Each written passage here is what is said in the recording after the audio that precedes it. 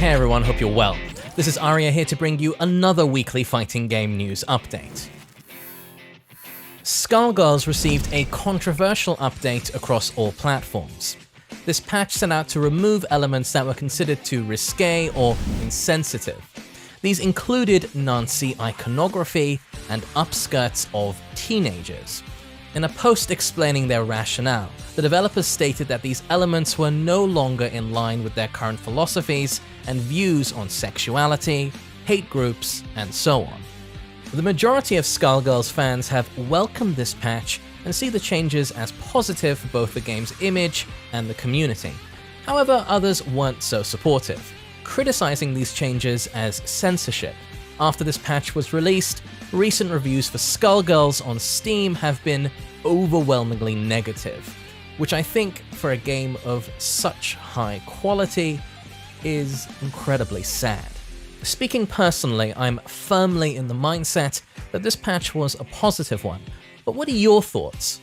Please let us know in the comments, though we ask that you keep the conversation civil and respectful. Thank you.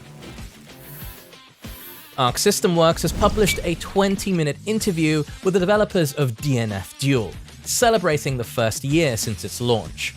Here you can learn more about the long-awaited Spectre, an adaptation of the female Slayer class form from Dungeon Fighter Online, as well as information about upcoming gameplay updates, such as Clear Cube and Indomitable Spirit.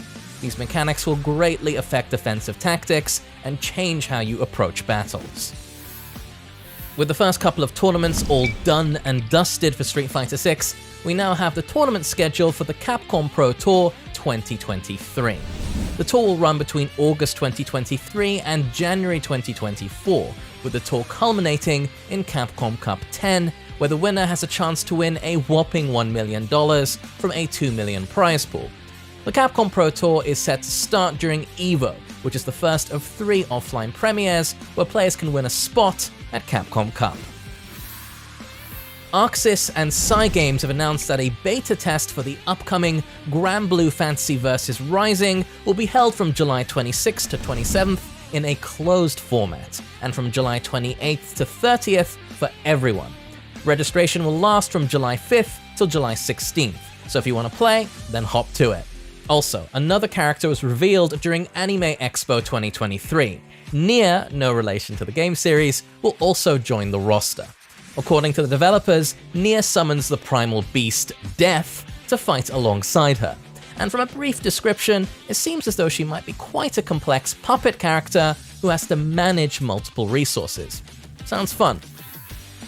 Meanwhile, Bandai Namco revealed details regarding the upcoming Dragon Ball FighterZ World Tour circuit, which will kick off at EVO 2023.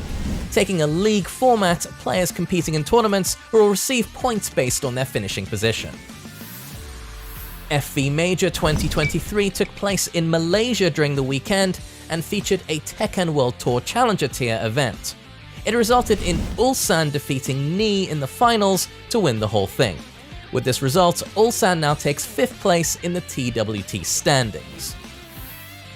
And finally, the first Red Bull Kumite for Street Fighter VI took place in South Africa over the weekend, and it was a blast.